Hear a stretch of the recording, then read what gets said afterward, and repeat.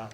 서기 73년에 로마군이 예루살렘을 포위하고 진압 직전을 전개하는 과정에서 벤 야이르라는 유대인이 이끄는 967명의 사람들이 마사다로 올라가 6개월 동안 저 위에서 끝까지 로마에 항쟁을 하였다고 합니다.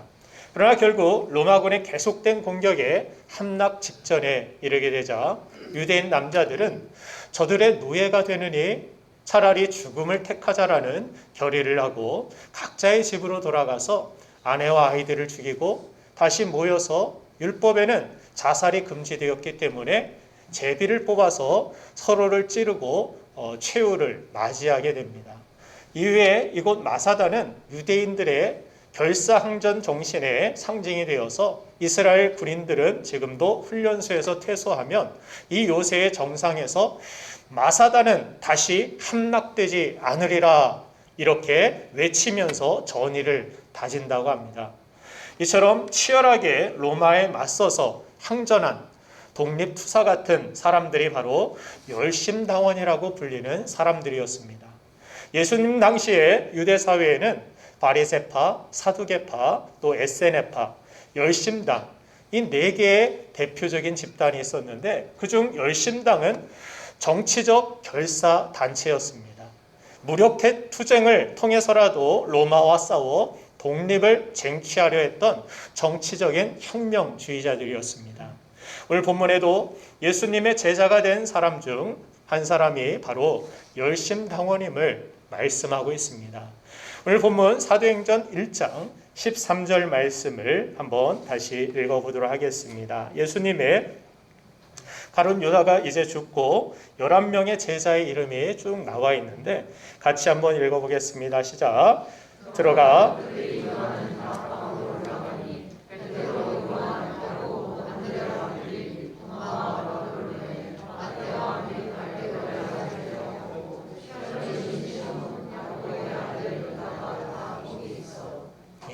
열심당이라는 단어가 나와 있지 않지만 여기 아래쪽에 보면 셀로딘 시몬이라고 이렇게 적혀 있는 단어를 볼 수 있습니다. 셀로딘 정확한 발음으로는 젤룻이라고 그렇게 부릅니다. 젤룻인 이 시몬이라는 사람, 이 젤룻이라는 말이 열심이라는 말입니다. 열심당원, 자 젤룻인이라는 것은 열심당원이라는 말인데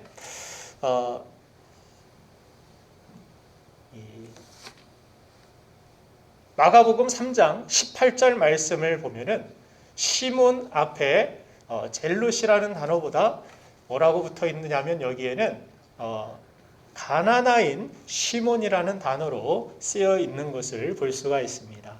가나나인은 히브리 말입니다. 젤룻이라는 말은 그리스 말입니다. 다 같은 열심당원이라는 그러한 뜻입니다. 다른 사람 아닙니까? 라고 여러분들 혼돈하지 않기를 바라며 설명을 드립니다. 다 같이 젤로딘, 가나나인, 열심당원 다 같은 뜻이라는 것입니다. 어떤 분은 열심당의 열심이라는 것이 우리가 아는 그 열심히 하는 열심이냐고 묻는데 맞습니다.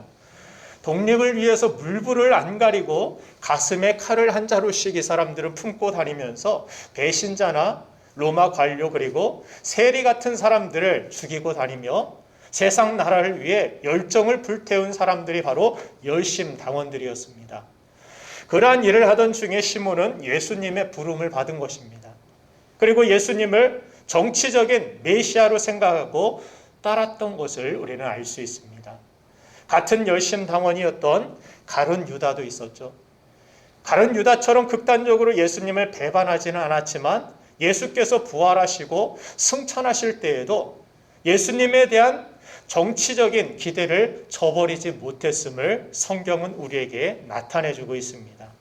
그래서 오늘 본문 말씀 사도행전 1장 6절 말씀을 보시면 제자들은 승천을 앞둔 예수님께 주께서 이스라엘 나라를 회복하심이 이때니까 하니라고 질문하는 것을 보게 됩니다. 죽음도 이기시고 부활하신 주님이시면 이스라엘의 부활쯤이야. 이스라엘을 다시 회복하는 것쯤이야. 쉬운 일 아니겠느냐? 이제 주님은 이스라엘을 회복하여 주실 것입니까? 라고 마지막 예수님이 이제 하늘로 승천하시기 전에 묻는 모습이 성경에 기록되어 있습니다. 많은 성경학자들은 이 질문이 젤로딘 시몬에 의해서 주도적으로 질문되었다라고 설명합니다. 그만큼 시몬은 유대민족의 독립을 열망한 철저한 열심 당원이었던 것입니다. 그런 그에게 예수께서 로마 군인이 억지로 오리를 짐지고 가게 하거든 그와 십리라도 가주라는 그런 말씀을 주셨을 때, 또 나아가 원수인 그들을 사랑하며 너희를 핍박하는 자를 위하여서 기도하라는 말씀을 이 열심 당원들이 들었을 때 어떻게 생각하고 어떻게 받아들였을까? 주님의 설교 말씀에 그들은 공감했을까? 저는 그런 생각을 해보았습니다. 로마 군인을 어떻게 해서든지 죽여야 되고 배반자들, 원수와 같은 사람들은 처단해야 되는 것이 마땅한데 그들을 사랑하라고요? 그들을 위해서 기도해 주라고요?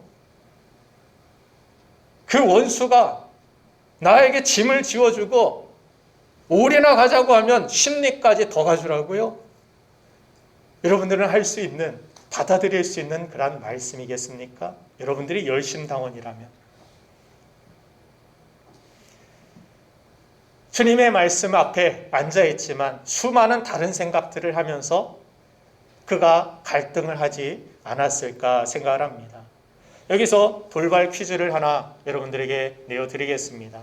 먼저 손을 들고서 맞추시는 분들께 제가 준비한 오렌지를 오늘 선물로 드리겠습니다. 아주 싱싱합니다.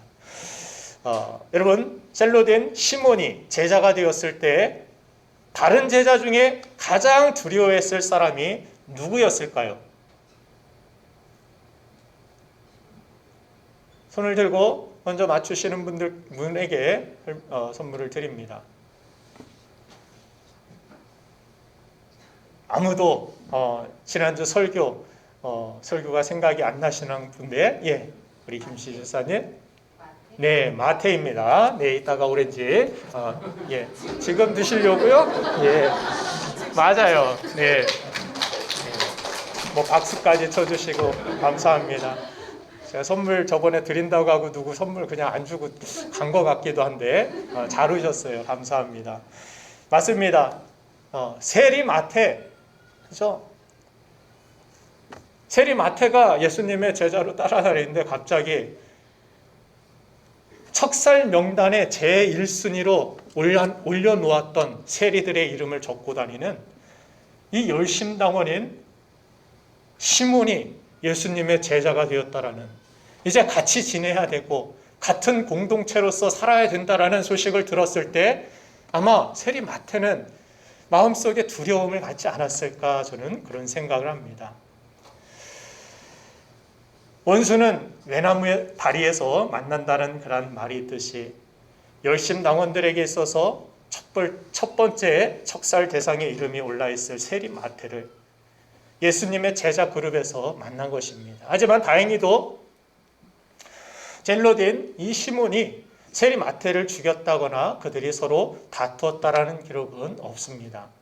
그는 오히려 요한복음 15장 35절에서 예수님께서 그런 말씀을 주셨죠. 너희가 서로 사랑하면 이로써 모든 사람이 내 제자인 줄 알리라는 말씀처럼 모든 사람을 품고 참된 제자의 길을 걸어갔던 것입니다. 그리고 교회 전승에 의하면 오늘 본 말씀 7절과 8절에 땅끝까지 이르러 내 증인이 되라는 예수님의 말씀을 따라서 시몬은 터키와 북아프리카뿐 아니라 이집트와 흑해 지역 그리고 영국까지 이르러 복음을 전했고 그 이후에 이란에서 전도를 하다가 그들에게 붙잡혀서 톱으로 잘려 순교를 했다고 전해집니다.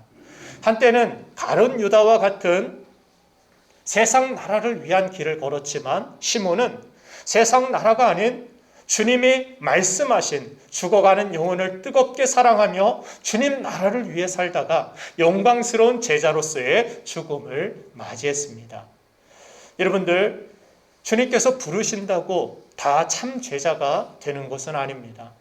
어떤 방향으로 초점을 맞추어서 우리의 열정을 사용하는지에 따라서 결과는 달라지게 되는 것입니다. 시몬은 가룟 유다와 같은 짝이었지만 시몬은 끝까지 예수님의 제자로 남았습니다. 유다가 자신의 욕망을 정당화하면서 살아갈 때 시몬은 다른 길의 인생을 선택하여 주님 나라를 위한 거룩한 길을 걸었던 것입니다. 그의 마지막 열정을 주님을 위하여 맡겨진 사명을 위해 그는 쏟아부었습니다. 오늘 젤로디 시몬은 예수님을 따르면서도 늘 내 생각과 내 안의 욕망과의 갈등을 경험하면서도 주님을 따르는 이 시대의 그리스도인들을 응원하며 또 어떻게 마지막에 더 영광스러운 참된 제자의 길을 선택하고 그 길을 걸어갈 수 있는지를 우리에게 보여준다라고 생각합니다. 사랑하는 여러분도 지금 주님을 믿고 따르길 원하지만 주님의 뜻을 다 이해할 수 없는 상황을 만나 답답할 때도 있을 것입니다. 설교 말씀을 들으면서도 마치 열심당원들처럼 내 생각과 주님의 말씀이 너무나도 다른 것 같아서 이 설교의 시간이 갈등만 가득한 시간이 될 수 있을지도 모릅니다. 또 교회를 다닌 지 오래되었지만 하나님의 사랑을 나는 잘 모르겠고 또 변화되지 못한 내 자신의 모습에 실망하고 있을지도 모릅니다. 주님이 원하시는 길을 우리가 알지만 내가 편리한 길로 가고 싶은 그런 마음도 여러분들 안에 있을 수 있습니다. 그러나 그런 마음을 가지고도 주님 앞으로 예배하러 나오는 것, 그것은 참 잘한 일이라고 주님의 제자 시몬은 우리에게 이야기하고 있는 것입니다. 중요한 사실은 시몬처럼 변화되지 않고 세상 나라에 더 관심이 현재 많음에도 불구하고 주님께 그가 붙어 있고 주님을 기쁘게 하는 일들을 하나씩 선택해 나아갈 때 언젠가 반드시 아름다운 변화가 내 안에 계신 성령으로 인하여서 일어나게 될 것을 우리에게 말씀해 주고 있는 것입니다. 오늘 본문 말씀 사도행전 1장 8절은 우리의 변화가 어디로부터 시작될 수 있는지를 말씀해 주는데 이미 우리가 암송한 말씀이지만 한 번 더 함께 읽어볼까요? 시작. 오직 성령이 너에게 임하시면 너희가 권능을 받고 예루살렘과 온 유대와 사마리아와 땅 끝까지 이르러 내 증인이 되리라 하시니라. 아멘. 권능을 받으려면 성령님께 초점을 맞춰야 된다라고 성경은 설명하고 있습니다. 우리의 삶의 변화와 우리의 삶의 부흥이 필요한데 그 변화와 부흥에는 바로 다른 힘이 필요하다라고 권능이 필요하다라고 말씀하여 주시는 것입니다. 근데 그 권능의 원천은 오직 성령 하나님이시라고 성경은 설명해 주고 있습니다. 예수님이 부활하신 후에도 변화되지 못했던 시몬이 급진적인 변화의 삶을 살게 된 것은 그의 의지, 그의 능력이 아니었습니다. 바로 성령이 마음과 생각을 고쳐주셨고 그를 변화시켜 주셨기 때문에 하나님 나라에 그는 온전히 초점을 맞추고 걸어가는 제자의 길을 걸어갈 수 있었다라는 사실입니다. 자, 그 초점을 위해 제자들과 예수님을 따랐던 사람들이 했던 유일한 일이 무엇인지 오늘 성경이 기록하고 있는데 오늘 본 말씀 사도행전 1장 14절 말씀을 한번 읽어보겠습니다. 시작.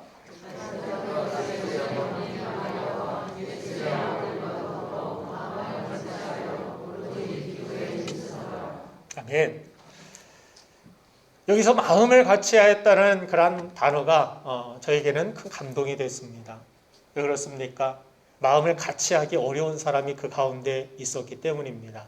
정말 죽이고 싶을 정도로 미운 원수 같은 배반자, 그 사람이 그 그룹 가운데 있었음에도 불구하고 그들과 마음을 같이 하여 주님이 말씀하셨기 때문에 내 감정을 내려놓고 주님 말씀을 따라서 함께 모여서 함께 손을 잡고 기도했을 그 사람들을 생각해 볼 때, 또한 시몬의 모습을 생각해 볼 때 정말 힘들고 어려운 그러한 선택이었지만 기꺼이 내 마음과 감정을 내려놓고 주님 말씀을 따라서 함께 기도했을 때 그 안에 성령의 충만함이, 성령의 능력이 임했음을 우리에게 나타내 주고 있는 것입니다.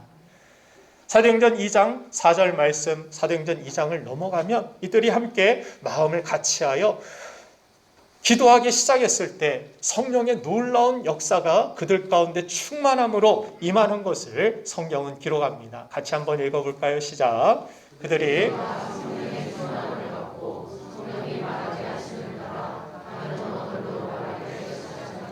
네, 주님 말씀에 초점을 맞추어서 내 감정이 아니라 내 생각이 아니라 말씀에 초점을 두고 거기에 중점을 두고 기도했을 때 결국 그들은 약속하신 것들을 다 받게 되었다라고 말씀해 주고 있는 것입니다. 여러분들 신앙생활에서 가장 중요한 것 중 하나가 초점을 잘 관리하는 것임을 말씀합니다.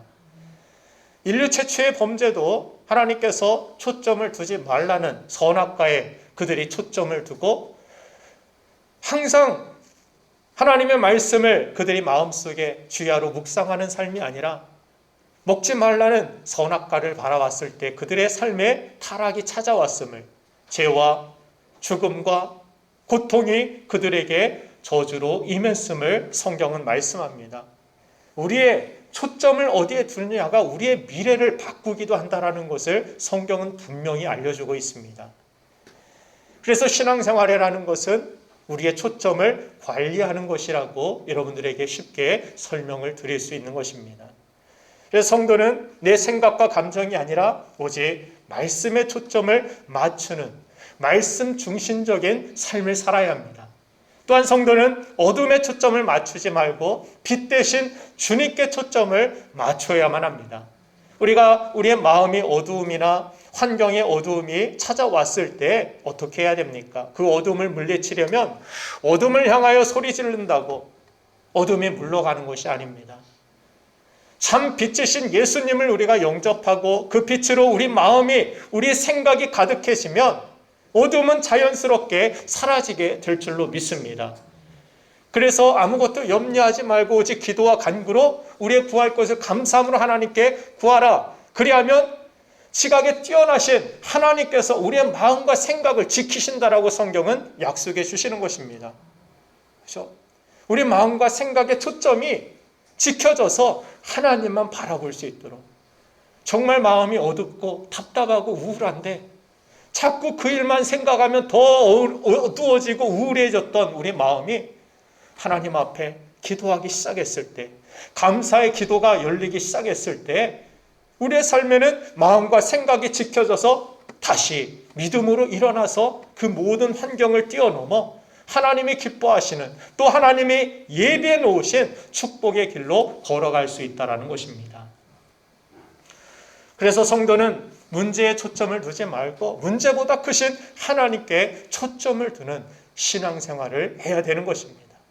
여러분들 직장이나 가정이나 교회나 문제가 보이거든 그 문제를 묵상하지 마시고 하나님을 묵상하며 성령님의 도우심을 구하며 이 제자들과 같이 기도해야 될 줄로 믿습니다. 성령의 능력이 임하면 안 된다고 포기했던 일들도 잘 되어지는 하나님의 기적과 축복은 지금 이 시대에도 살아계신 하나님께서 역사하여 주실 줄 믿습니다. 성령의 능력이 임하면 여러분들의 가족이 실제로 변화될 줄로 믿습니다. 성령의 능력이 임하면 우리 교회가 변화되고 부흥되게 될 줄로 믿습니다. 무엇보다 우리는 이 세상 나라보다 하나님 나라에 초점을 두어야 된다라고 주님은 말씀하십니다. 하나님 나라라는 것은 하나님이 다스리시는 하나님의 사람들을 의미하는 것입니다. 하나님 나라는 땅이 아닙니다.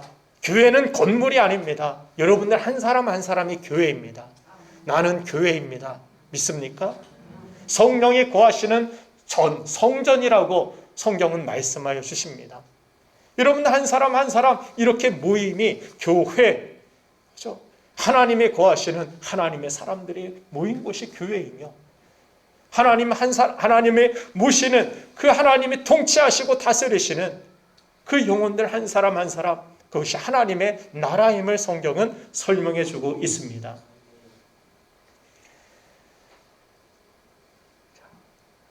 그래서 하나님의 나라인 영혼 구원을 위하여서 교회는, 우리 성도들은 초점을 두는 삶을 살아야 된다라고 말씀합니다. 이 시몬의 질문에 대하여서 주님께서는 뭐라고 말씀하셨습니까? 시몬은 이스라엘 나라를 회복하심이 이때니까 그렇게 6절에서 물었죠. 그런데 7절, 8절에서 이르시되 때와 시기는 아버지께서 자기의 권한에 주셨으니 너희가 알 바 아니요. 너희가 초점을 둬야 되는 것은 그것이 아니다.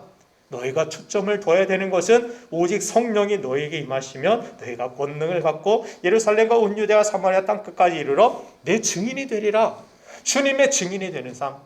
주님은 살아계시고 주님은 우리 가운데 임하셨고 또한 십자가에 달려 죽으셨을 뿐만이 아니라 사흘 만에 부활하셔서 그를 믿는 자마다 멸망치 않고 영원한 생명을 얻게 하시는 사랑의 주님, 그 주님의 증인된 삶을 살아가는 것, 그것이 이 땅에서 우리가 가장 관심을 가져야 되는 지상 최대의 이것을 명령이라고까지 그렇게 신학자들은 설명을 합니다. 이런 위대한 명령이 여러분들에게 있습니까? 이런 위대한 사명을 가지고 여러분들은 초점을 두고 살아가고 계십니까?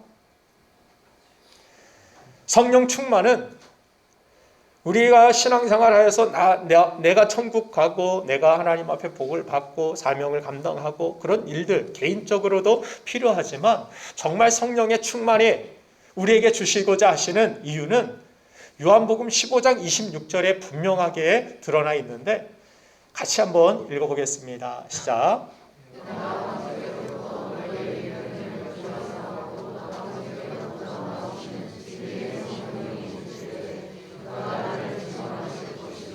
아멘. 성령님이 오시는 이유는 무엇을 하기 위하여 오셨느냐면 성령님이 우리 안에 계시는 이유, 나를 증언하기 위하여. 여기서 나라는 것은 예수님을 말씀하죠. 예수님 증언하라고, 예수님의 증인된 우리가 되라고 성령을 우리 안에 부어주셨다라고 말씀하고 있는 것입니다. 그러나 우리는 묵비권을 가지고 세상을 살아갈 때가 얼마나 많이 있습니까? 재판에서 정말 답답한 일을 경험한 사람이 증인이 있는데 이 사람이 입을 꼭 다물고 있습니다. 그런 재판을 여러분들이 당하고 있다라고 생각해 보세요. 얼마나 답답하겠습니까? 옆에서 그 본 대로 안 대로 들은 대로 그것만 얘기해 주면 좋을 텐데 입을 꼭 다물고 있을 때 얼마나 답답한 상황이 되겠습니까? 성령께서 우리 안에 오셔서 예수님을 증언할 수 있도록 그렇게 용기를 주시고 또 우리 안에서 그렇게 예수님의 증거된 삶을 살아갈 수 있도록 많은 사람들에게 예수님의 선한 영향력을 주는 삶을 살 수 있도록 우리와 함께 하시고 우리를 도우시기 위하여 성령님은 이 땅에 오신 것입니다. 예수 그리스도를 영접할 때 예수 그리스도를 나의 주로 고백하는 여러분들 안에는 성령님을 주셨습니다. 아멘. 성령의 능력은 성령의 충만하면 어디 기도원 가서 유명한 어디에 이름난 기도원 가서 받는 것이 아닙니다. 성경은 분명히 이야기합니다. 예수를 주로 나의 아버지로 고백하는 사람들 안에 성령께서 그것을 말하게 하시고 성령께서 그렇게 고백하게 하신다라고 분명히 성경은 말씀해 주고 있습니다. 우리가 예수 그리스도를 나의 구주로 영접하고 고백하게 될 때 내 안에 이미 성령님이 함께 계신다라고 말씀하여 주시는 것입니다. 우리 안에 이 성령이 충만하여지는 것이 중요합니다. 성령을 주셨는데 성령의 그 불씨를 우리가 꺼트릴 때가 많이 있다라는 거예요. 이걸 성경은 성령의 소멸로 그렇게 표현을 합니다. 증언하라고 주셨더니 입을 꾹 다물고 다른 일 하고 있습니다. 뒷돈 받는 일만 하고 있고 증인된 삶이 아니라 거꾸로 가는 그러한 삶을 살아갈 때 성령님은 탄식하신다라는 거예요. 우리를 위하여 말할 수 없는 탄식으로 간구하고 계시는데 그 탄식 소리, 탄식의 간구의 가장 중요한 이유는 무엇입니까? 성령이 오신 이유. 나는 너를 통하여서 예수님을 증언하고 싶은데 예수님을 증거하고 싶고 예수님은 살아계시고 우리 안에 함께 하시는 주님이심을 우리를 구원하러 오신 예수 그리스도를 증언하길 원하는데 우리 삶 가운데서는 그렇게 내가 성령님과는 다른 의지를 가지고 다른 생각을 가지고 여전히 과거에 세상 나라에 관심이 많았던 시몬과 같이 그렇게 살아갈 때가 얼마나 많이 있는지 모릅니다.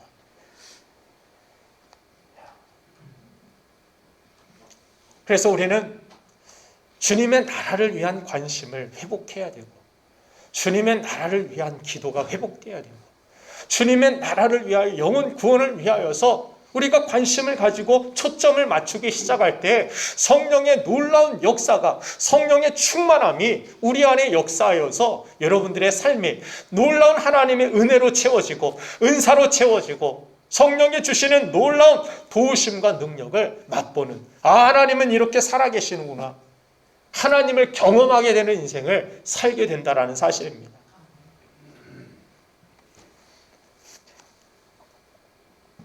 마태복음 6장 33절 말씀 우리가 암송한 말씀이기도 하죠. 예수님께서 주신 말씀 염려하지 말라고 말씀하신 후에 이 말씀을 주셨는데 같이 한번 읽겠습니다. 시작.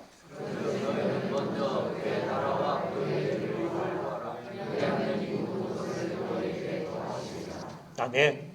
먼저 그의 나라와 그의 의를 구해야 된다. 여러분들 정치인들을 위해서 위정자들을 위해 기도하라는 성경 말씀처럼 우리가 정치에 너무 무관심해서도 안 되지만 너무 열을 올려서도 안 됩니다. 목회자나 누군가 막 정치에 앞장서서 나아가는 모습은 성경적인 모습은 아니라고 저는 생각합니다. 정말 목사가 정말 우리 성도들이 우리 크리스찬들이 열을 올려야 되는 일은 하나님의 나라를 위한 일입니다. 하나님의 영광을 위한 일입니다. 자, 물론 이 나라도 속해 있을 수 있지만 하나님 나라라는 것은 그것이 아닙니다. 정치를 이야기하는 것이 아닙니다.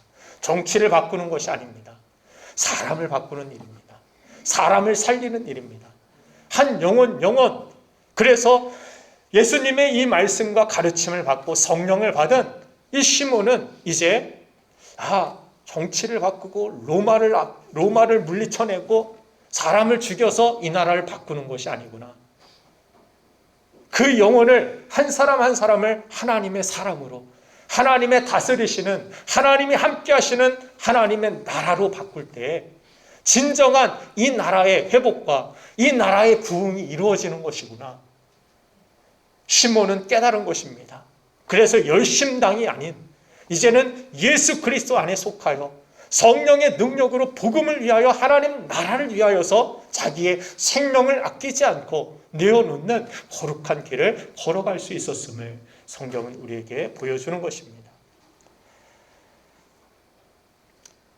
실제로 마태복음 6장 33절 말씀과 같이 우리가 이 땅에서 대부분 많은 성도들이 기대하는 이 땅에서의 풍족함과 하나님의 많은 선물들은 내 자랑과 내 욕심이 아니라 주의 몸인 교회와 주님의 나라를 위하여서 쓰고자 하는 사람들에게 주시는 은사, 선물임을 우리는 분명히 알아야 합니다.